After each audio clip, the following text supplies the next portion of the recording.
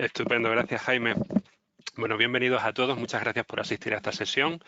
Como ha dicho Jaime, pues mi nombre es Enrique Ferrer, trabajo en el área de preventa en Software One y mis focos de trabajo son la parte de seguridad cloud y Modern Workplace. Este viene a ser un webinar dentro de una serie de webinars que estamos haciendo en el ámbito del Modern Workplace, de trabajo remoto, y hoy lo vamos a centrar en gobierno y seguridad de Microsoft Teams. Vamos a hacer, en primer lugar, vamos a ver el concepto de gobierno, porque muchas veces en nuestra experiencia no queda claro todo el mundo qué es exactamente el gobierno, lo vamos a explicar. Vamos a ver qué valor aporta el gobierno dentro de nuestros sistemas de IT, pero concretamente dentro de la parte de Teams. Haremos alguna aclaración también entre el ciclo de vida frente a las configuraciones, como elementos que forman parte del gobierno. Y luego veremos toda una serie de capacidades de gobierno que podemos aplicar a Teams, ¿vale? Para terminar tendremos como ha dicho Jaime, una sección, una parte de preguntas. Bueno, respecto a la definición del gobierno, hay que decir que el gobierno muchas veces no se entiende porque solapa parcialmente lo que serían los conceptos de administración, de seguridad, etcétera. El gobierno tenemos que verlo como una aproximación, como una estrategia de gestión optimizada donde vamos a plantear una estructura, donde vamos a plantear un armazón o unas reglas de juego, donde vamos a permitir que los usuarios tengan ciertas capacidades de autogestión, ciertas capacidades de movimiento. Y al establecer esa estructura, esa limitación de movimiento de los usuarios, vamos a poder, por un lado, desembocará en una reducción de costes de operación o de administración y también conseguiremos reducir los niveles de riesgo, ¿vale? Porque los usuarios estarán acotados en ese tipo de actividad. Esto lo vamos a hacer aprovechando distintas perspectivas. Por un lado, algunas que son propias de la administración tradicional, como son la aplicación de configuraciones que pueden ser de carácter global, otras que pueden ser específicas de usuarios o de sites de team, otras que tienen que ver con el ciclo de vida de recursos, que eso explicaremos más adelante en qué consiste, y otras que pueden ser políticas de recursos fuera de lo que sería el ámbito de Teams, que también explicaremos a qué nos referimos y pondremos ejemplos. El gobierno es importante porque el gobierno, vamos a pensar que el gobierno en sí lo que nos aporta es que podemos establecer un camino delimitado por el que pueden circular los usuarios. Los usuarios van a poder avanzar más rápido o más lento y van a poder tomar distintas bifurcaciones, pero siempre acotado dentro de nuestra ruta, de nuestro planteamiento de trabajo inicial. ¿Vale? Esto nos aporta un gran valor, por ejemplo, a la hora de realizar despliegues. Estos despliegues pueden ser de Teams, del propio Teams en general, o de funcionalidades nuevas de Teams que despleguemos dentro de nuestra organización, ya que vamos a poder establecer en todo momento cuál va a ser el uso que se le va a dar a esas funcionalidades. Vamos a tenerlo bajo control. Por lo tanto, vamos a establecer un marco de trabajo homogéneo dentro de nuestra organización. Vamos a poder aplicar políticas sistemáticas, reducir costes, como he comentado, que ahondaré un poco más adelante. Y todo esto, la parte de reducción de riesgos, etcétera, en definitiva, la mayor relevancia que vamos a tener de la parte de gobierno va a ser que nos ayuda a asegurar el máximo retorno de inversión en tecnología que hayamos hecho. ¿Vale? Si implantamos en Teams, al hacer este gobierno, reducimos riesgos, se reducen los costes de administración, facilitamos la utilización por parte de los usuarios y todo eso nos facilita el éxito y el mayor retorno de inversión. Bien, comentaba un slide anterior que algunos de los elementos que vamos a utilizar con el planteamiento de gobierno son las configuraciones y, por otro lado, los ciclos de vida. Esto es interesante aclararlo para que lo tengamos en concepto, porque el ciclo de vida es una aproximación muy propia, muy habitual dentro de lo que podemos denominar el gobierno. Cuando planteamos la administración desde una perspectiva de configuraciones, normalmente es un administrador el que establece esas configuraciones en distintos paneles y tienden a ser configuraciones que rara vez se suelen cambiar, ¿vale? Por eso decimos que suelen ser consideradas con un carácter más estático. ¿vale? Una vez se aplican, pues, y se han testado, pues quedan en funcionamiento. Sin embargo, el ciclo de vida hace una aproximación distinta. Establecemos la posibilidad de crear políticas sobre recursos que van a cambiar su situación, su perfil, su nivel de retención, su nivel de acceso según el tipo de recurso que sea y el tipo de ciclo de vida que hayamos configurado, en función del tiempo, en función de disparadores, en función de una serie de casuísticas que podamos configurar. Esto nos permite generar automatismos y nos permite que la aplicación sea sistemática. No tenemos que tener un administrador que tenga que estar supervisando constantemente que haya elementos que hayan cambiado o que se hayan bloqueado porque colaborábamos con un externo que sigue teniendo acceso, ¿vale? Así que nos da un gran valor desde el punto de vista de tanto de optimización de recursos de administración como desde el punto de vista de control de riesgo. Bien, un punto importante a reseñar es el concepto de autogestión y que suele venir normalmente enfrentado con la parte de control. Cuando hablo de autogestión me refiero a la autogestión de los usuarios, ¿vale? Hay que entender que Teams es una plataforma o es una herramienta colaborativa, nos aporta grandes beneficios a la organización, nos mejora la productividad, pero también requiere de un cambio de la forma de trabajo, ¿vale? Los usuarios van a tener la posibilidad de poder generar ciertos recursos para utilizar Teams, para colaborar, para compartir la información. Eso da agilidad frente al modelo más tradicional donde el usuario tenía que abrir tickets o poner correos para solicitar la apertura y asignación de recursos. Bien, esto, por un lado, nos ofrece la autogestión de los usuarios, nos reduce la carga también en administración, en IT, que no van a tener que ser un cuello de botella para habilitar determinadas cosas. Pero también es un elemento muy importante, es un elemento fundamental para el proceso de adopción del usuario. Hay que pensar que cuando se implementan nuevos sistemas de información y nuevas formas de trabajo, siempre hay cierto rechazo al cambio. Bueno, pues que los sistemas incorporen elementos de autogestión facilita que los usuarios acaben adoptando esta tecnología, ¿vale? Cosa que también es muy importante para el éxito de la implantación de este tipo de soluciones. Evidentemente, también el hecho de tener autogestión tiene un hándicap, que es el riesgo que asumimos dándole ciertas capacidades a los usuarios para que puedan hacer ciertas acciones. Y esto precisamente es lo que vamos a controlar con la parte de gobierno. Por eso es importante que establezcamos un equilibrio entre estos dos elementos, autogestión y control. Y que haciendo un buen equilibrio vamos a llegar al éxito de la implantación y la transformación del puesto de trabajo, en este caso con Teams.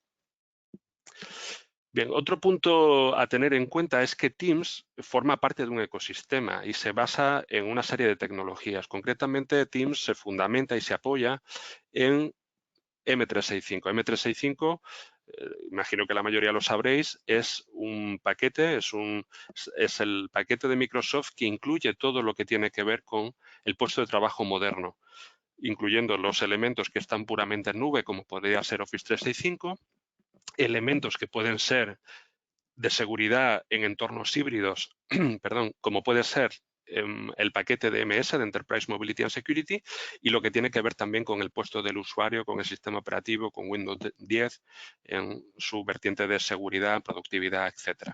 Entonces, Microsoft Teams se fundamenta en todos esos elementos y aprovecha componentes o infraestructura, pero también capacidades de seguridad y de gobierno. Esto ya de alguna forma nos vaticina, nos orienta en que las soluciones y las capacidades que podemos aplicar en Teams a nivel de gobierno no van a ser todas exclusivamente de Teams, o mejor dicho, no van a estar todas incluidas dentro de Teams, sino que van a formar parte también de otras soluciones dentro del ecosistema de M365. Estas soluciones las vamos a ir hablando y las iremos desgranando. Pero ya también vamos a entender que esto no es una foto fija, sino que nosotros precisamente uno de los valores que proporcionamos desde Software One es realizar un diseño donde vamos a ver estos elementos que forman parte de un puzzle, cómo los combinamos para aportar todas las capacidades que hemos comentado en los primeros slides. Vamos a empezar hablando de los elementos que formarían parte o que son más cercanos propiamente a Microsoft Teams. Y a medida que vayamos bajando iremos viendo otros elementos que están fuera de Teams, pero que están dentro de Office 365 o dentro de MS. ¿Vale?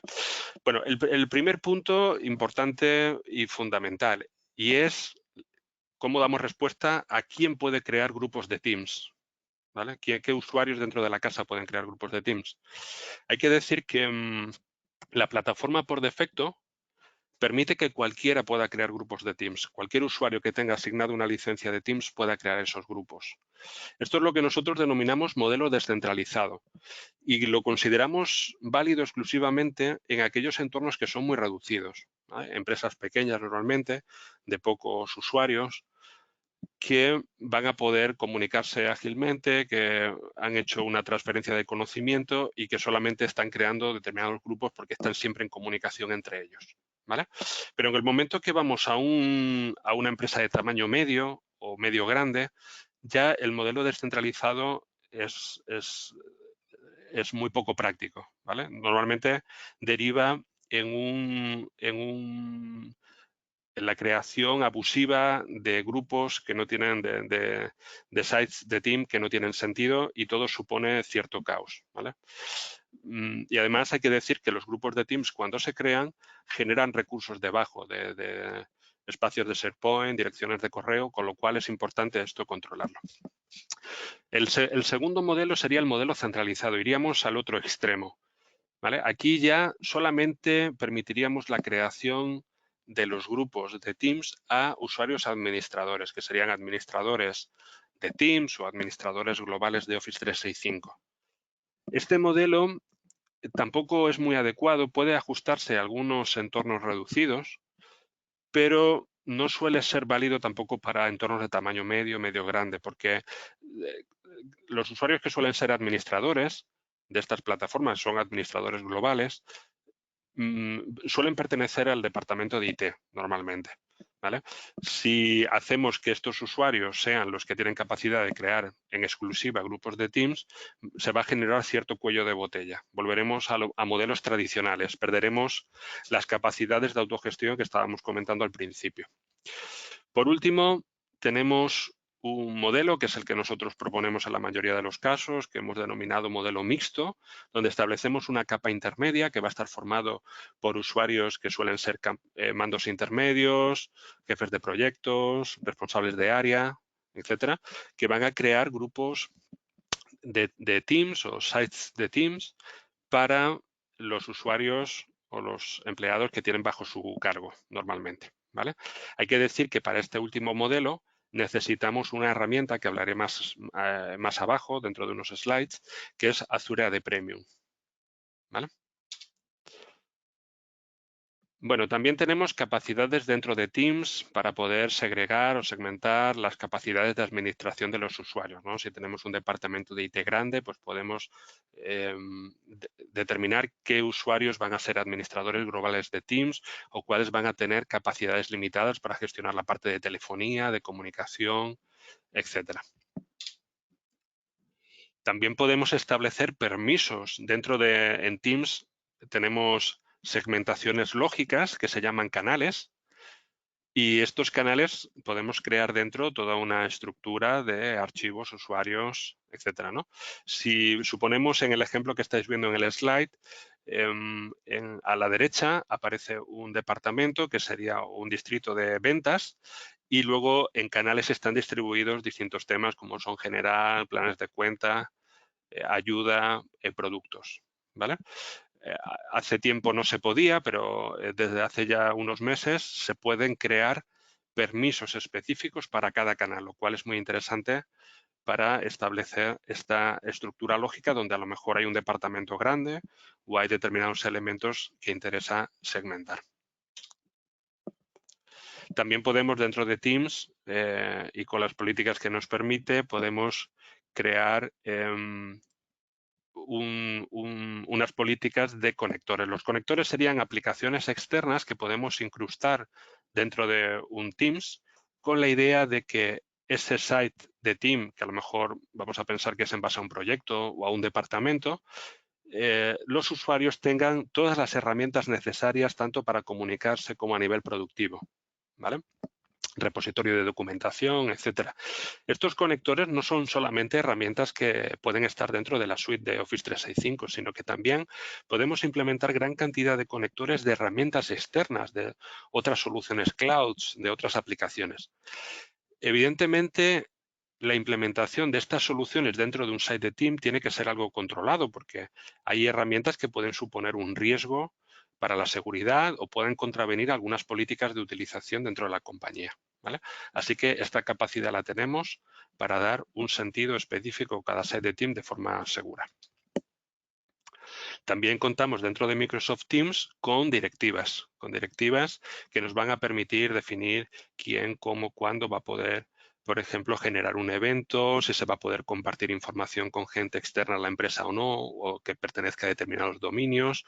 A nivel de chat también vamos a poder establecer limitaciones, etcétera. Y aquí estas directivas, algunas engloban elementos de directiva que podríamos decir general, que podríamos aplicarlo de forma homogénea a toda la organización, y otras serán directivas que aplicaremos de forma selectiva a usuarios o a grupos de Teams.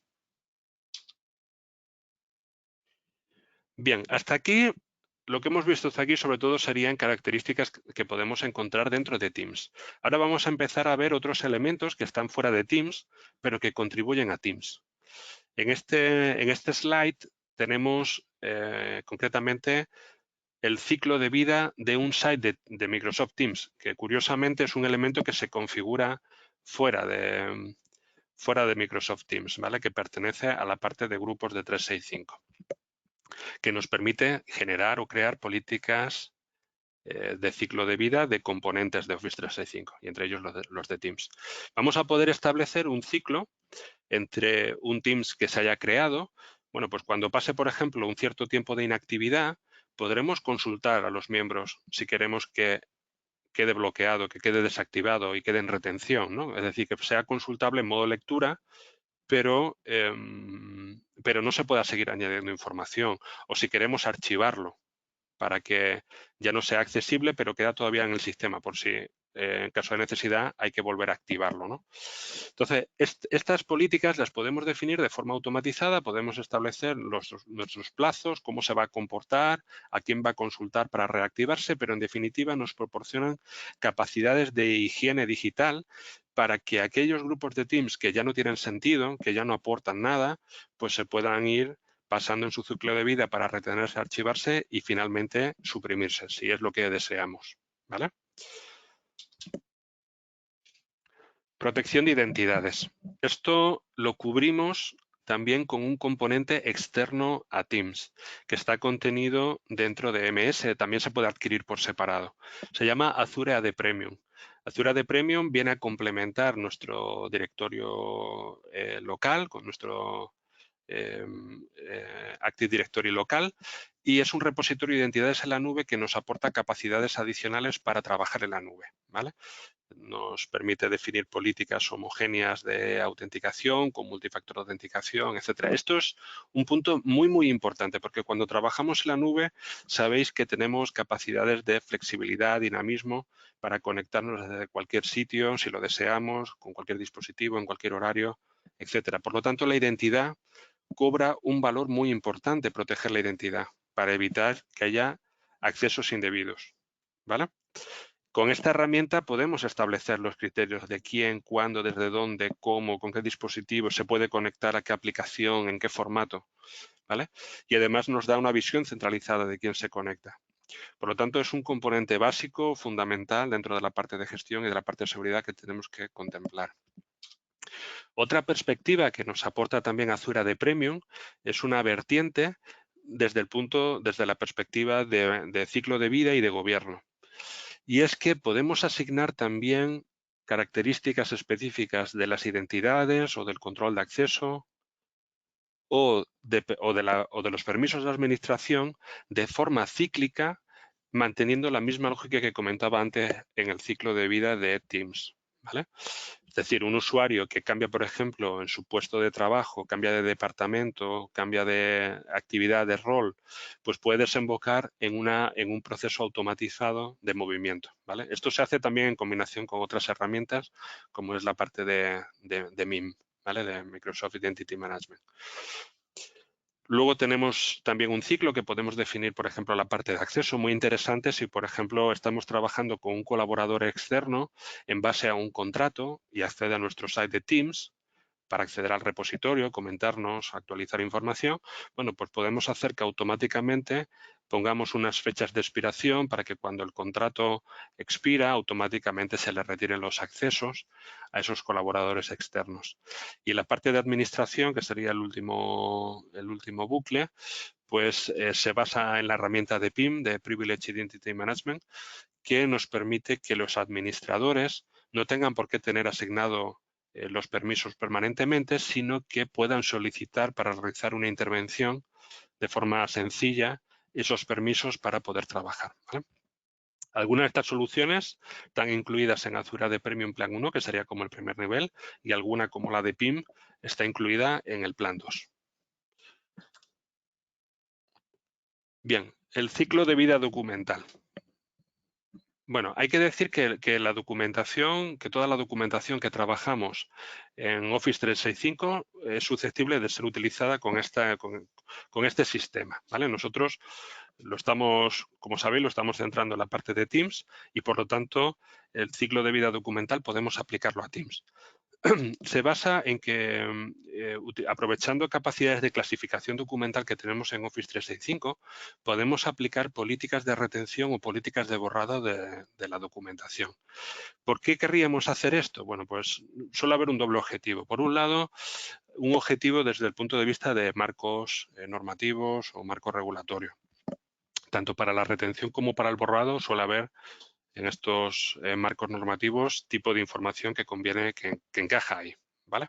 Por otro lado, también por razones de higiene digital. No tiene sentido que la organización guarde información que ya no le aporta valor, ¿vale? Eso dificulta nuevamente las labores de gestión, de búsqueda, consume recursos de almacenamiento y, por lo tanto, también nos puede interesar, bueno, pues estas políticas que se pueden de clasificación que se puede aplicar de forma manual por el usuario o automatizada en base al contenido, podremos aplicar estas políticas de retención o de borrado. Bien, fuga de información, esto entraría dentro de lo que denominamos tradicionalmente sistemas DLP. Nos apoyamos en características DLP de Office, igual que el caso anterior, y también podemos aprovechar las características de clasificación documental, igual que en el slide anterior, o una clasificación en tiempo real de un documento que se está escribiendo y que se intenta compartir, ¿vale? En este caso aplica a varios elementos de Office 365, pero como aplica a Teams, nosotros lo incluimos aquí. Lo que va a permitirnos el DLP, como todos sabéis, es limitar la difusión de información que podemos considerar sensible fuera de nuestra organización o en determinados ámbitos de nuestra organización, ¿vale? Generar alertas, etcétera, ¿vale? Así que sabéis que con Teams también se puede compartir información dentro y fuera de la organización, por lo tanto, esto tiene sentido, incluso puede aplicar también a la parte de chats, ¿vale? A la parte de chat que tiene Teams. Bueno, siguiente componente. Este es el CASB que tiene Microsoft, que se llama Microsoft Global Security. Se puede adquirir por separado o viene dentro también de M365 E5 o dentro de MS E5. El CASB, como todos sabéis, es una solución de seguridad que nos da visibilidad y control acerca de toda la interacción que se realiza en nuestra organización con sistemas nube. No solamente con nube de Microsoft, sino en general con sistemas nube. Permite hacer muchas cosas, ¿vale? Análisis de riesgo de los sistemas cloud que se están utilizando, pero aquí en concreto nos interesa aplicado a Teams porque en concreto el de Microsoft incorpora, por un lado, la visibilidad documental de la documentación clasificada en base a la parte de DLP o en base a la parte de retención y borrado que comentábamos anteriormente. Entonces, podremos ver si un usuario se está descargando o subiendo información clasificada.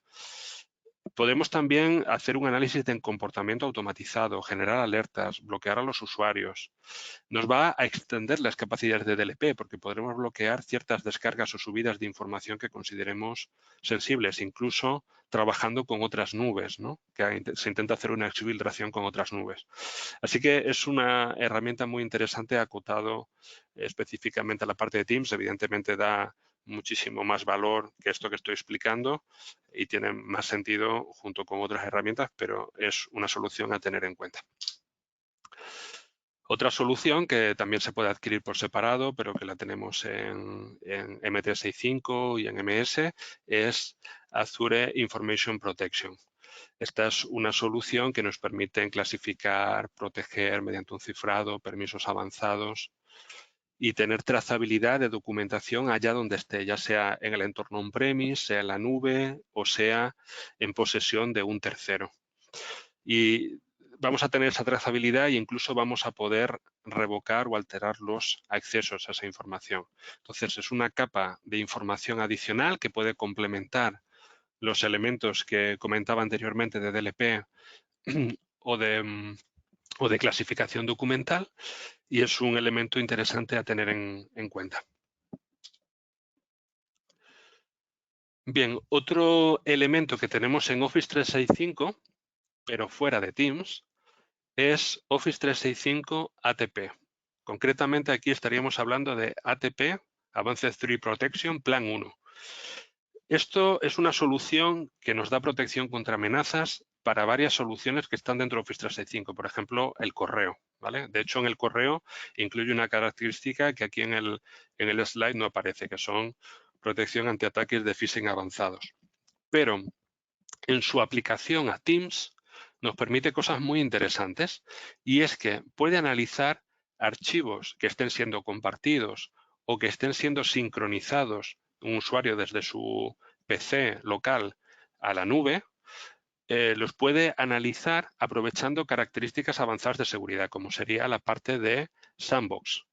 Como todos sabéis, un sandbox es un entorno virtualizado que simula ser un equipo de usuario que toma un archivo sospechoso que está siendo compartido, transmitido, etcétera, y lo ejecuta, lo detona y analiza su comportamiento. Esto nos permite detectar malware desconocido, malware que no aparecería o saltaría los sistemas de protección basado en firma o basado en patrones, ¿vale?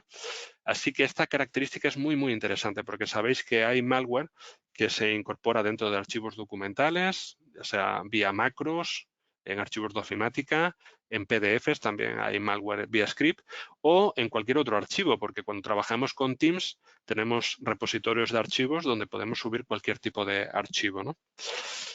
Otras veces el malware no viene dentro del archivo, no viene incluido dentro del archivo, sino lo que vienen son enlaces, que son enlaces URLs maliciosas, que apuntan directamente al malware para que el usuario se lo descargue o a una página web maliciosa que tiene exploits que quieren vulnerar de alguna manera nuestro navegador. Bueno, pues también las URLs que estén contenidos dentro de los documentos que estemos sincronizando o compartiendo a través de Teams también van a ser analizadas con esta solución y para evitar que el usuario pueda pulsar accidentalmente mientras se analiza en la URL, se intercala un proxy de seguridad que va a evitar que se pueda acceder a ese sitio hasta que se considere seguro, ¿vale? Esto no aplica solamente a Teams, aplica a Exchange con funcionalidades adicionales que no entro a comentar y también a otras soluciones como SharePoint, OneDrive, etc. Bien, backup. Esta sería la única solución que voy a comentar que no está contenida dentro de M365. Hay que decir que en Microsoft, dentro de su planteamiento en la nube, dentro de su planteamiento de puesto de trabajo moderno, no ha incluido ninguna solución específica para backup. Ellos nos proporcionan capacidades de protección mediante elementos de redundancia, pero no las capacidades de un backup tradicional. Por lo tanto, no son equivalentes, ¿vale? Esto se le suma que cuando trabajamos con la nube tenemos una responsabilidad compartida. Hay ciertas características que entran dentro de la responsabilidad de Microsoft y otras que entran a nuestro nivel. Hay que decir que cuando estamos hablando de la información, la responsabilidad del dato es nuestra, si estamos trabajando con Office 365. Nosotros tenemos muchos clientes de distintos sectores o verticales que a nivel normativo o por políticas internas de la organización necesitan hacer backup de estos datos y necesitan hacer estos backups fuera de la estructura o de la arquitectura de Microsoft, ¿vale? Entonces, también proporcionamos este tipo de proyectos y servicios de backup.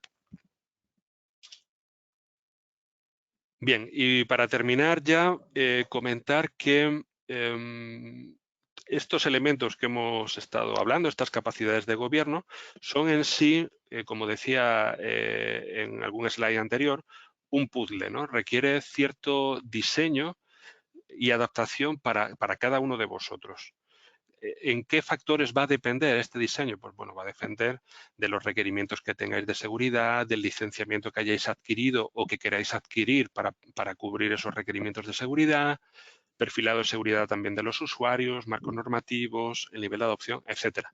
Pero nosotros lo que hacemos, os ayudamos desde Software One, es a realizar una labor de acompañamiento de principio a fin, donde podemos sentarnos con vosotros y diseñar todo este modelo de trabajo, bien acotado a la parte de Teams, que es el motivo de este webinar, o bien ampliándolo a Office 365 o ampliándolo a M365. ¿Sí? Nos quedamos en la parte de puesto de trabajo moderno. Bueno, y en principio esto, hasta aquí puedo leer. Esto sería todo y entraríamos en la parte de preguntas si tenéis alguna duda. Muy bien, Enrique. Muchas gracias. Para aquellos que se han incorporado un poco más tarde, que sepáis que tenéis habilitada la zona de preguntas a mano derecha en el panel de mandos. Veo que ya hay varias. Invitar a los que no han lanzado preguntas por si quieren, que es un momento propicio para ello. Solo deciros que también que al final del webinar recibiréis una encuesta para valorar la ponencia y además una pequeña caja de texto donde podéis pedirnos si queréis recibir el vídeo o la presentación o decir cualquier cosa en relación a este webinar. Pues Enrique, empiezo con las preguntas que hay varias, ¿vale? Nos preguntan si se puede definir de alguna manera una plantilla de los equipos de Teams que gobierne, qué recursos se asignan y de qué manera. Ejemplo, los nuevos equipos tienen la opción de sincronizar los archivos de un equipo, pero nosotros no queremos que puedan hacer esto, pues no tienen OneDrive. ¿Cómo? Vale, a ver, si he entendido correctamente la pregunta, creo que va referida a si podemos de alguna manera definir una plantilla de configuraciones o de limitación de configuraciones para poder aplicarla directamente. En la parte de Teams sí que tenemos opciones de crear plantillas, pero tienden a ser plantillas más orientadas a la parte de contenido, de estructura, de usuarios, también algunas características de permisos, ¿vale? Respecto a la parte de poder compartir ciertos elementos con, creo que ha dicho OneDrive, ¿verdad, Jaime? Si Sí, no he sí. entendido mal. Bueno, hay ciertas políticas en OneDrive específicamente para poder limitar la compartición, pero son limitadas, ¿vale? Hay que decir que no podemos hacer, con este tipo de herramientas, no podemos hacer absolutamente todo lo que se nos pase por la cabeza, sino que está estructurado para ser válido o utilizado en la inmensa mayoría de los casos. Aquí podíamos afrontarlo de distintas maneras. Yo probablemente optaría, sin tener mucho más detalle, pero optaría a valorar, por ejemplo, las capacidades de gobierno que he comentado respecto a la parte del EP o a la parte de AIP, porque son capacidades, en el primer caso podríamos determinar si nos encaja para la casuística para limitar la difusión de esa información, aunque sea vía OneDrive. En el segundo caso, si no pudiéramos limitarlo, podríamos permitir que esa compartición se hiciera, pero el usuario no tendría capacidad de poder acceder al contenido. Así que son dos mecanismos que habría que evaluar en concreto, pero que sí que podríamos aprovechar para limitar ese acceso indebido a esa información o esa compartición indebida. Gracias. La misma persona nos pregunta si se pueden insertar aplicaciones o sites de SharePoint a nivel general de Teams para toda la empresa. Pues sí, sí que podemos, dentro de la parte de conectores y de la parte de pestañas, bueno, lo primero sería, si creamos, que sí se puede, podemos crear un site de Teams que sea transversal a toda la organización. Hay un límite de usuarios, creo que son 5.000 usuarios, ¿vale? Entonces habría que ver si en la casuística encaja o no, pero podríamos crear un site de Teams para toda la organización y dentro de ese site de Teams podemos vincular Teams. Uno de los elementos que utiliza por debajo es SharePoint, con lo cual el repositorio documental estaría en SharePoint, pero si ya tenemos un SharePoint on-premise o un SharePoint en nube que queremos linkar a ese Teams, también lo podemos hacer, ¿vale? Es un proceso añadiendo una pestaña nueva donde linkamos precisamente con ese site de SharePoint. O sea, sí, es factible. Vale. Otro comentario. Dice, bueno, no es una pregunta, pero sí me gustaría que contactemos para ver temas de backup. Ok, recibido y contactaremos con usted. También nos preguntan, bueno, la persona que nos preguntaba antes, qué comentario, enhorabuena, que gracias por la presentación. Más preguntas. ¿El almacenamiento usado para los Teams, chat y ficheros, dónde se almacena? ¿Forma parte del espacio que dispone SharePoint en el tenant? Correcto. Correcto, es así. Digamos que cuando desplegamos Teams hay toda una arquitectura por debajo de una serie de recursos que se van desplegando y estos son efectivamente la mayor parte de los recursos se fundamentan y se apoyan dentro de SharePoint y sería dentro de SharePoint que forma parte del tenant. Queda, digamos que en una zona separada, ¿vale? Pero sí, efectivamente estaría dentro de SharePoint. Más preguntas. Si las distintas capacidades de gobierno para Teams se encuentran distribuidas en distintas soluciones de Microsoft 365 y la elección de estas depende de distintos criterios, ¿cuáles de ellas debemos de considerar como imprescindibles? Bueno, pues aquí el matiz sería sobre todo en entender un poco los requerimientos de la empresa, ¿vale? Por eso el slide anterior donde comentaba el licenciamiento, requerimientos, pero como elementos básicos a implementar hay un elemento que siempre debería estar presente, que es Azure AD Premium. Ese debería estar siempre. Evidentemente aprovecharíamos las capacidades de gobierno que son propias de Teams y también creo que sería importante poder implementar las características de gobierno que hemos visto que están dentro de Office 365. Otras son muy interesantes, pero vamos a decir que pueden ser más específicas, como es la parte de AIP o como la parte del CASB, ¿vale? Son muy potentes, pero son más específicas y implican también una compra de licenciamiento adicional. Vale. Nos pregunta una persona que nos preguntaba antes, dice, volviendo a la pregunta anterior, ¿el espacio que tenemos por usuario y tenant en SharePoint se le restaría al ocupado en los Teams? Sí, correcto. No se hace a nivel de usuario, sino que se mira dentro de los consumos generales, pero efectivamente, claro, Microsoft nos proporciona, cuando tenemos un tenant, nos proporciona un pool de recursos. Cuando estamos trabajando con Teams y metiendo contenidos, estamos consumiendo ese pool de recursos a nivel del tenant. Y efectivamente, por lo tanto, se tendría en cuenta para, para el coste o para el límite de los recursos utilizados. Siguiente pregunta. En caso de poder utilizar un modelo mixto, has comentado que será necesario una página intermedia para la creación de un Teams. ¿Esta página intermedia la ofrece Teams o tenemos que crearlo por nuestra cuenta? ¿Se puede No, ofrecer en la ventana sí. de creación del Teams? Ahora mismo solo ofrece crear o unir, pero no solicitar la creación. Sí, no es una página intermedia. No sé si se me escuchó mal o lo dije yo mal cuando estaba hablando. Decía una capa intermedia, pero me refería a un nivel lógico. Cuando hablaba de capa intermedia, estaba hablando de una capa de usuarios o de gestores intermedios, que proponía que fueran o que habitualmente suelen ser, pues, mandos intermedios, jefes de proyecto, etcétera.